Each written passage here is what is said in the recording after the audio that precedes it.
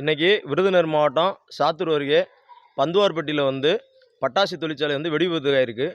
இந்த வெடி விபத்தில் 4 பேர் உயிரிழந்திருக்காங்க. அந்த 4 பேருக்கு தமிழக அரசு நிதியுதவி 3 லட்சம் ரூபா ஒதுக்கியிருக்காங்க. இப்போ கொஞ்ச நாளைக்கு முன்னால் கள்ளக்குறிச்சியில் கள்ளச்சாராயம் குடிச்சு இறந்தவங்களுக்கு 10 லட்ச ரூபா நிதியுதவி ஒதுக்கியிருக்கு தமிழக அரசு.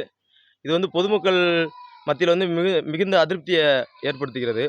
தான் குடும்பத்துக்காக உழைச்சி தன் குடும்பத்தை காப்பாற்றுன்னு சொல்லி வேலைக்கு போய் பட்டாசு தொழிற்சாலை இறந்தவங்களுக்கு 3 லட்ச ரூபாயும், தன் குடும்பத்தை சீரழிக்கிற உடல்நலத்தை சீரழிக்கிற கள்ளச்சாராயத்தை குடித்து இறந்தவங்களுக்கு 10 லட்ச ரூபாயும் ஒதுக்குறது இது எந்த விதத்தில் ஏற்றுக்கிற முடியாது.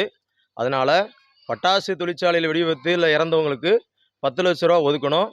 கள்ளச்சாராயம் குடித்து இறக்குறவங்களுக்கு எந்த நிதியுமே ஒதுக்கக்கூடாது. 10 லட்சம் இப்படி ஒதுக்கும் போல மீண்டும் இந்த கள்ளச்சாராயம் குடிக்கிறவங்களுக்கு ஊக்குவிக்கிற மாதிரி இருக்குது. அதனால் இதை பொதுமக்கள் பார்வையில் தமிழக அரசு இந்த செயலை நாங்கள் ஒரு தவறுதலாக பார்க்குறோம், அதிருப்தியாக பார்க்குறோம்.